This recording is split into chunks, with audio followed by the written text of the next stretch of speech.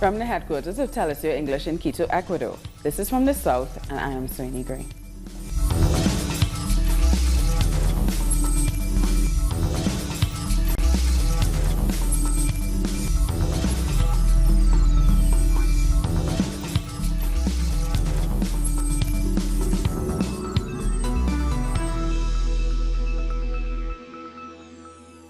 Latin American leaders are set to dominate the second day of debate at the United Nations General Assembly in New York, including Venezuelan President Nicolas Maduro. Maduro will likely rebuff accusations by U.S. President Donald Trump and the leaders of the Lima Group. Bolivia's Evo Morales is expected to talk about the country's maritime dispute with Chile, and undoubtedly Cuban President Miguel Diaz-Canel will focus on the U.S. blockade of his country. Before his speech in the UN today, Venezuelan President Nicolas Maduro responded to new sanctions imposed by the United States. He says he is open to talks with the President Donald Trump. I am willing to talk to Donald Trump. I wish if we can arrange a face-to-face conversation between Donald Trump and Nicolás Maduro. Each U.S. sanction, besides being useless, is a medal for the revolutionaries, because it shows that we are brave and we are on the right path. The United States believe they can govern the world. They cannot. The world has changed. The empires are dying, and humanity is on the rise. On Tuesday, during the UNGA General Debate, Colombian President Duque continued his attacks on Venezuela and the government of Venezuelan President Nicolas Maduro. Duque is at the UN General Assembly meeting in New York. In his address to world leaders, he spoke about neighboring Venezuela and called for an end to the government of Nicolás Maduro. According to a leader of a social movement, Fabian Leverde, his speech was a facade. Since Duque took office, there have been 40 murders. It's becoming a public declaration of his intentions of reactivating the war. He wants to use war as a distraction. He's using Venezuela to deceive. According to the organization, We Are Defenders, killings, disappearances, and threats to social leaders have intensified in recent months. Murders have risen since 2017. We registered 77 cases. They increased 16% in the first semester last year. There was an increase in threats and attacks. But the worst thing is that this report does not take the second semester into account. Killings and aggressions will rise. A report by a consulting company for human rights and displacement has claimed that in the last 8 months, forced displacements have sharply increased. According to Antonio Lozada, senator for the FARC party, it is unacceptable that Duque's government is escalating hostilities between countries and is failing to address that social leaders are dying and the peace process is falling apart. We think it's serious that the parliament encourages measures that spread hate between neighbor countries. It is also worrying that there are no signals from Duque's government about agreements and socioeconomic guarantees to help former combatants.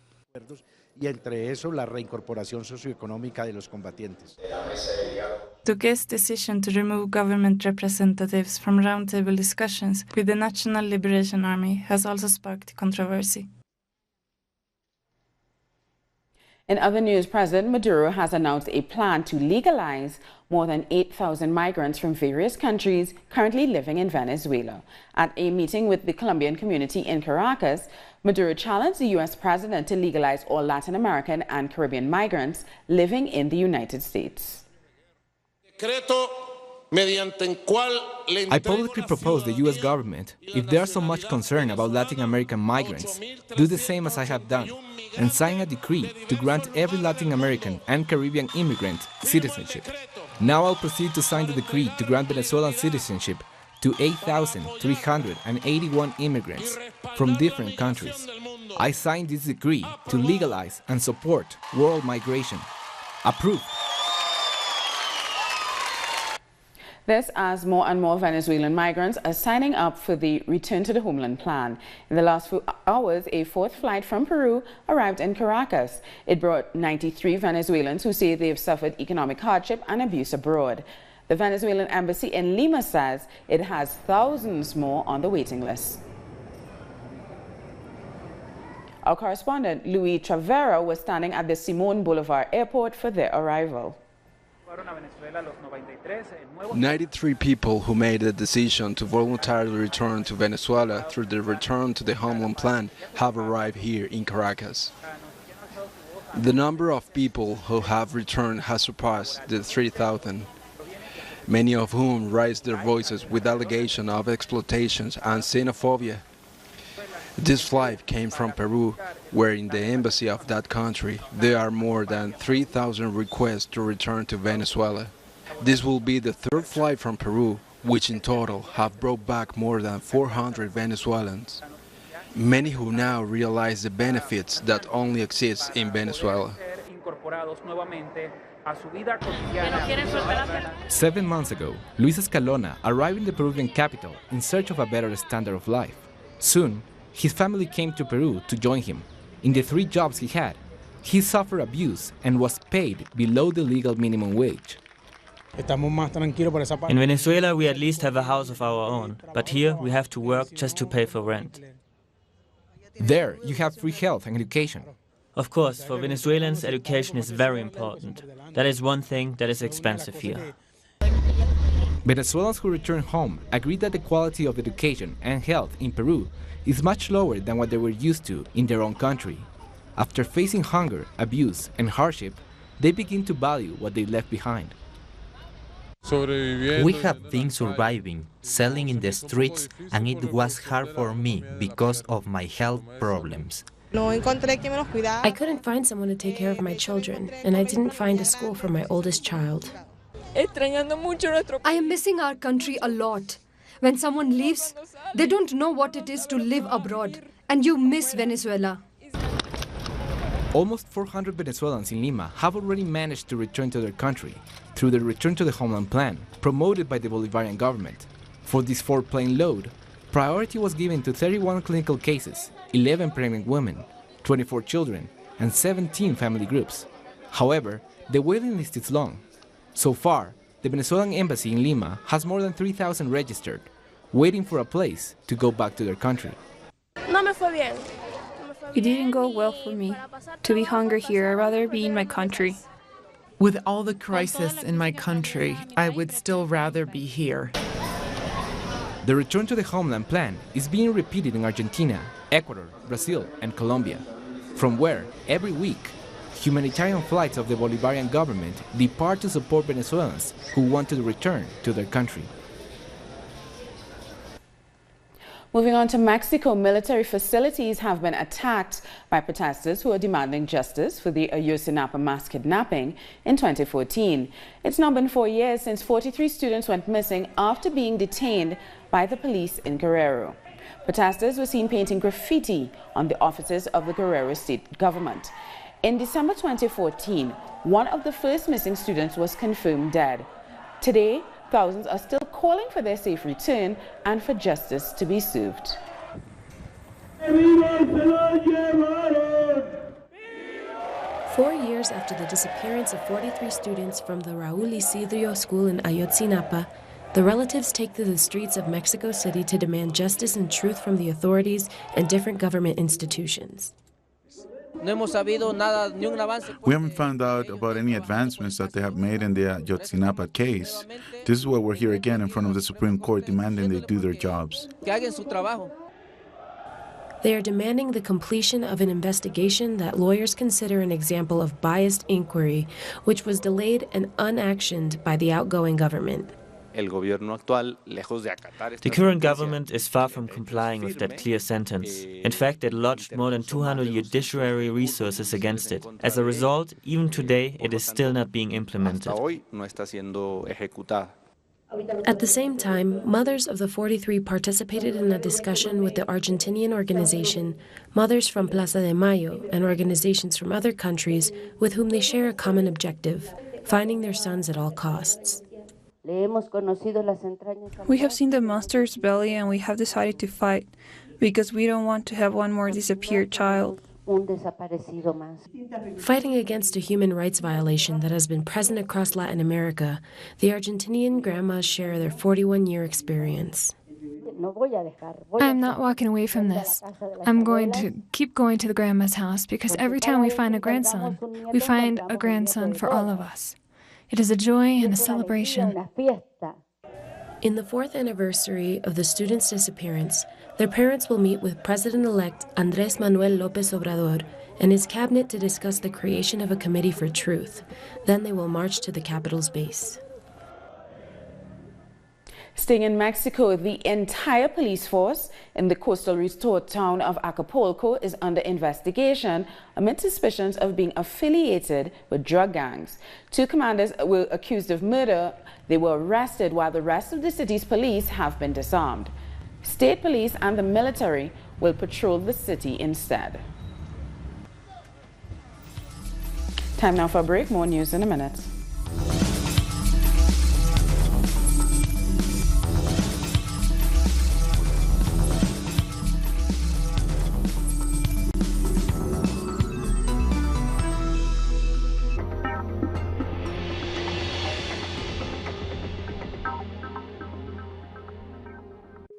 The Pakistani journalist Tariq Ali examines the mass media influence promoted by imperialism.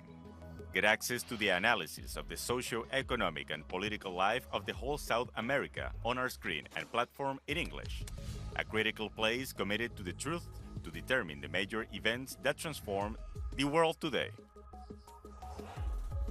Mondays, only on Telesur.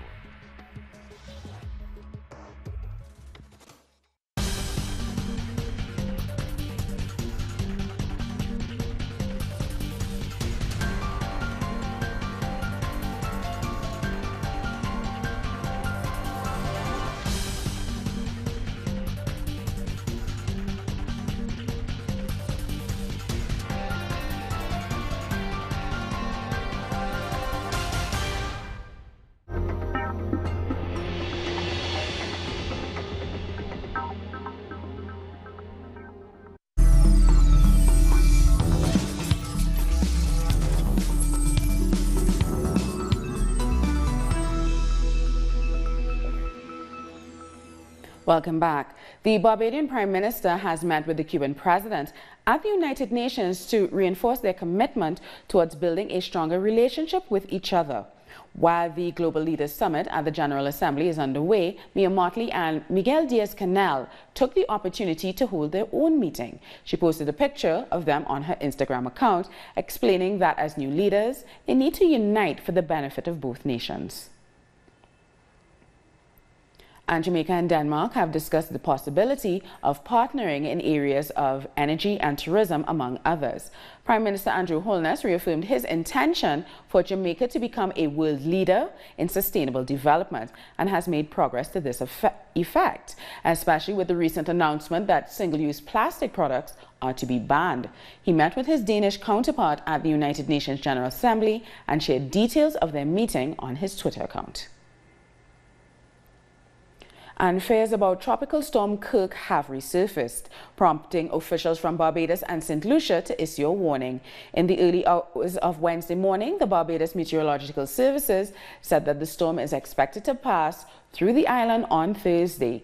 They will be monitoring the storm to report on its exact intensity in due course. The latest polls in Brazil show the Workers' Party presidential candidate Fernando Haddad has been closing the gap against his far-right counterpart Jair Bolsonaro. According to the Ibope poll, Haddad's approval rate has increased to 22%, while Bolsonaro's stagnates at 28%. These numbers come ahead of the presidential election set for October 7th and show that Haddad would beat the former army captain in a runoff election. The ticket changed just 13 days ago, and soon will be in first place. They think this is the work of one person, of two people. No, this is the result of a social mobilization that began with the re-democratization. We didn't start this campaign 13 days ago. We started it at the end of the military regime. And with less than 2 weeks to go before the election, Brazilian women have organized a march in support of Haddad. On Tuesday, hundreds of women took to the streets in a march that promoted women's participation in politics. The activities coincide with a campaign planned for this weekend by women against the right-wing candidate Jair Bolsonaro. They condemn his sexist comments and have started a campaign via social media called LA Now, which means not him.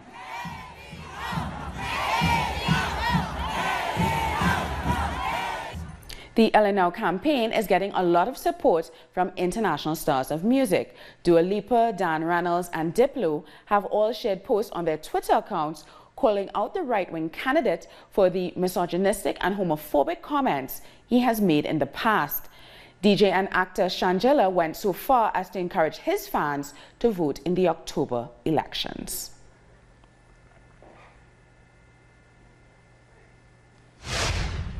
And close to 400 Brazilian personalities have signed a manifesto rejecting Bolsonaro's candidacy.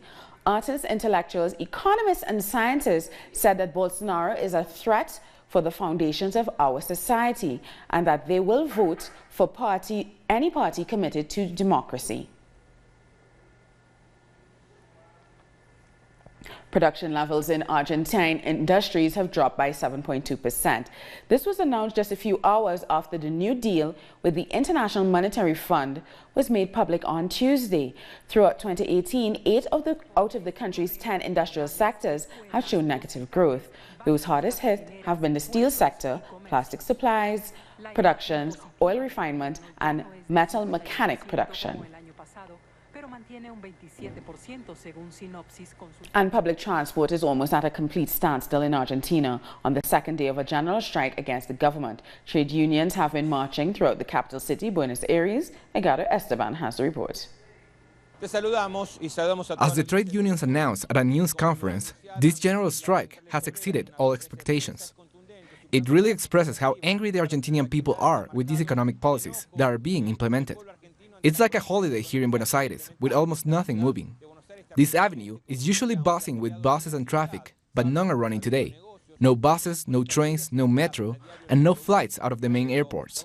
So it is an expression of the widespread wish for the government to change its policies, while President Macri is renegotiating the terms of his $50 billion bailout deal with the IMF. Today, he met Christine Lagarde to talk about this. But we also saw the resignation of the head of the central bank, Luis Caputo, who is very close to Macri, precisely on the day that the president is negotiating with the IMF. So this powerful strike also has an impact on those differences within the government. So it's been an important day in the crisis here in Argentina. And there's been another day of dialogue between unions and the government in Costa Rica, and they've concluded without an agreement. We could say this shows a lack of political will to build a fair tax reform. As unions reach their 15th day of strikes, they say they're sure to continue. The National Trade Union Alliance reported that the government rejected 3 proposals presented during deliberations. They also accused the government of trying to divide the movement. As a result, they summoned all Costa Rican people to participate in a national march called the March of the Four Cats for Wednesday, September 26th. In Bolivia, the United Nations Population Fund is teaming up with local groups to spread awareness about reducing teenage pregnancy. They're hoping to lower the high rate of unplanned pregnancies and maternal deaths within the country. Although over the last 8 years, there's been only a 3% reduction in pregnancies in girls, 15 to 19. Bolivia still has one of the highest teen pregnancy rates in South America. Between 7 and 17% of non-planned pregnancy are caused by sexual assault. Only 12% of teenagers and young people with active sexual life use some contraceptive method. Abortion is the 3rd cause of maternal deaths. Every year, both public and private sector interests have collaborated with social groups to raise awareness during Teenage Pregnancy Prevention Week. Despite these sustained efforts, over 240 babies are born to mothers under the age of 20 every day in Bolivia. 97% of teenage girls from urban areas and 83% from rural areas actually have access to contraception. Yet only 6.8% use protection during sex. We have to ask ourselves why they are not choosing to protect themselves. Many teenagers are using unsafe, unreliable forms of contraception, with little or no effect. The rate of maternal death is also worrisome. Statistics show that in Bolivia, 160 women die per 100,000 childbirths. A high percentage of those mothers are girls under the age of 14. A non-planned pregnancy during the adolescence constitutes a big challenge for teenage girls and their families. Pregnancy at this early age could be risky, and it could destroy their academic careers and their life goals. According to the World Health Organization, every single day in Bolivia, close to 200 girls between 15 and 19 years old become pregnant. 70% of all pregnancies are unplanned, and a quarter of those are born to women between 12 and 18.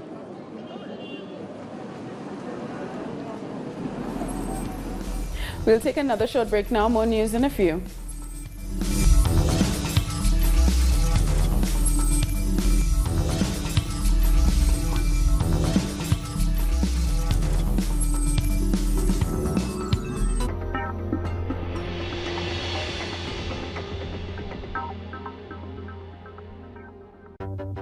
With developing events being presented through analysis.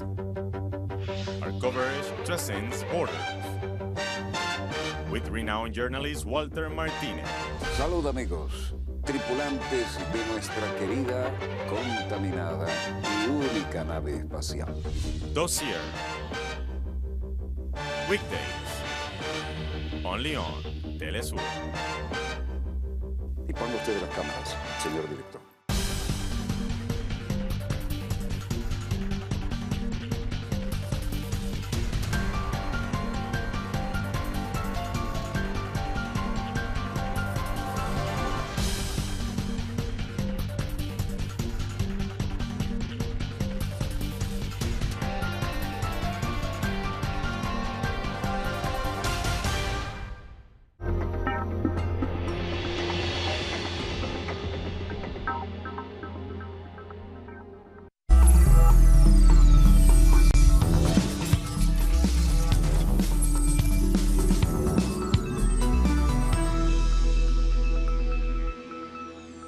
Welcome back. Labour Party leader Jeremy Corbyn has vowed to campaign against racism, among other things, during his speech at the Labour Party conference in Liverpool, United Kingdom. Corbyn criticised Prime Minister Theresa May's hard take on immigration, especially over the Windrush scandal. Another topic Corbyn has touched upon was his promise to recognize a Palestinian state as soon as his party takes office. He also mentioned issues around public services, the national health system, jobs, housing, and climate change. U.S. television personality and comedian Bill Cosby has been sentenced to between 3 to 10 years in prison for sexual assault. The once acclaimed star, famous for his role in The Cosby Show, was found guilty of 3 counts of indecent assault in April of this year. His sentence guarantees that Cosby will spend no less than 3 years behind bars before he becomes eligible for supervised release. The parents of a dead Togolese boy have demanded a full investigation into his death. Joseph Kuku Zumeki was 13 when he was shot dead last year. His parents refused to bury him until an autopsy was carried out. In a press conference organized by Amnesty International, his parents said they have reclaimed his body, but they want answers. Pope Francis said young Catholics are scandalized by the Church's monstrous sexual abuse crisis. But he says Church officials who tried to handle abusive priests many years ago should not be judged by today's standards. The Pope says in olden times, sexual abuse was covered up not only in the church, but in homes because of shame. He said this is how people were taught in the last century. But as long as there's just one priest who abuses a boy or girl, this is monstrous because the man was chosen by God to bring children to heaven. I understand that young people are scandalized by such great corruption. They know it is everywhere, but in the church it is more of a scandal because they're supposed to bring children to God and not destroy them. In ancient times, these things were covered up. They were even covered up in homes. When an uncle raped a niece, when a father raped his children, it was covered up because it was an enormous shame. That was the mentality in the last centuries, in the last century. Now it's time to bring you some of the other stories making headlines around the world. The Syrian authorities have opened a humanitarian corridor in the battled city of Idlib. Civilians are now leaving to go to government-controlled areas. The corridor will stay open for 7 days to allow people to leave militant-controlled areas of the city. We came because of the hard circumstances there. Affording food, drink, and a place to live were hard. And for safety, there was no safety there. But here it is safe. Thank God, we managed to arrive. We did impossible things. We slept on the streets. We spent a week to come here. My child, my wife, and I are relieved. I am sick and I came here to get treatment. Around 700 people had to be evacuated when wildfires raged through the Italian province of Pisa on Tuesday. The airport had to be shut down. According to local reports, nearly 600 hectares of woodland have been destroyed. Firefighters are battling the flames to prevent further devastation. At least 5 people have died after a building collapsed in the Indian capital of New Delhi on Wednesday. The National Disaster Response Force confirmed that they removed several people from the rubble. Local reports said that a woman and 4 children were among the dead. The Indian Supreme Court has upheld the legality of the world's largest biometric database. The government's Aadhaar system, containing the personal information of over 1 billion Indians, was ruled to be more beneficial than risky. However, private businesses and individuals are now banned from requesting people's personal details. The system is linked to fingerprints and iris scans and grants access to welfare payments, among other features, in a country where only 58% of births are registered.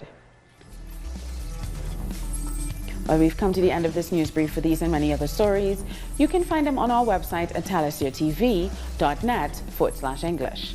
And join us on social media, Facebook, Twitter, and Instagram. For Talis Your English, I'm Suni Gray. Thank you for watching.